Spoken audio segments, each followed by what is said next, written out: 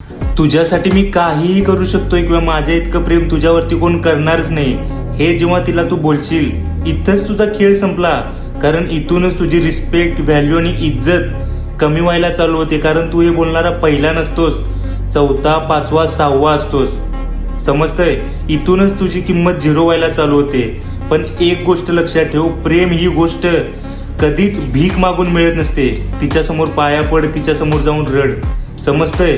पण लाईफ मध्ये जेव्हा तू चमकशील त्या दिवशी प्रेमच काय, ते लोक पण हात मिळवायला तयार होतील ज्यांना कधीच वाटत नाही कधी लाईफ मध्ये तू सक्सेसफुल व्हावं. त्यामुळे आपल्या फील्डचा बाप बन बाप. तुला त्या गोष्टी पण मिळायला चालू होतील ज्या गोष्टींचा कधी तू विचार पण केला नसशील. करिअर बनवायच्या एज मध्ये हे जे मुलगी पटवण्यासाठी जेवढी मेहनत चालली ना, पटवलं तर हिलाच, लग्न केलं तर हिच्याशीच.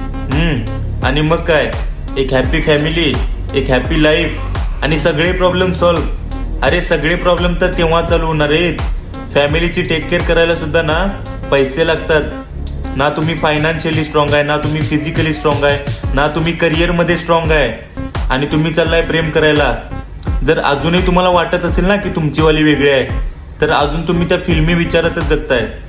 तुमचीवाली वेगळी तोपर्यंतच आहे जोपर्यंत तिला तुमच्यापेक्षा बेटर ऑप्शन भेटत नाही. त्यामुळे तुमचा हा जो प्राईम टाइम चालू आहे ना, हा टाइम कमबॅक करण्यासाठी, फिजिकली स्ट्रॉंग होण्यासाठी आणि करिअर बनवण्यासाठी वापरा. जर ह्या टायमाचा वापर फालतू कामासाठी केला ना, तर नंतर तुमच्याकडे रिग्रेट करण्याशिवाय कोणताच ऑप्शन राहणार नाही. आणि लास्ट ऑप्शन, मजदुरी. लॉयल्टीच्या नावाखाली सगळ्या मुलींनी मुलांना फक्त बदनाम केलंय की आजकाल लॉयल मुलं भेटत नाहीत. अरे कोणी सांगितलं तुम्हाला की लॉयल मुलं भेटत नाहीत? जो मुलगा शेतकरी आहे किंवा जो मुलगा ज्याच्यावरती घरच्या जबाबदारी आहेत, जो आपल्या आईवडिलांची रिस्पेक्ट करतोय, किंवा जो मुलगा आपल्या परिस्थितीशी लढतोय श्रीमंत होण्यासाठी, अशा मुलासोबत तुम्ही कधी रिलेशन मध्ये येऊन बघितलंय का?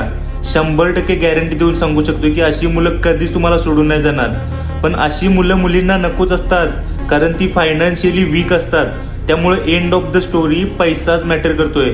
त्यामुळे डिअर बॉईज, तुम्ही फायनान्शियली, मेंटली आणि फिजिकली फक्त स्ट्रॉंग राहा. तुम्ही किती जरी टॉक्सिक असलात तरी ती मुलगी तुझ्यावरतीच मरणार आणि तुम्हाला सोडून कधी जाणारच नाही. भले त्या जगासमोर सांगतील, कॅमेऱ्यासमोर सांगतील की आम्हाला लॉयल मुलं पाहिजेत, पण भाई लग्नाच्या वेळी तुम्ही लॉयल असून चालत नाही. कारण मुलगी त्यावेळी पैसा बघते आणि तिची लॉयल्टी ही वेगवेगळ्या कारणातून बाहेर पडताना दिसते. समजतंय?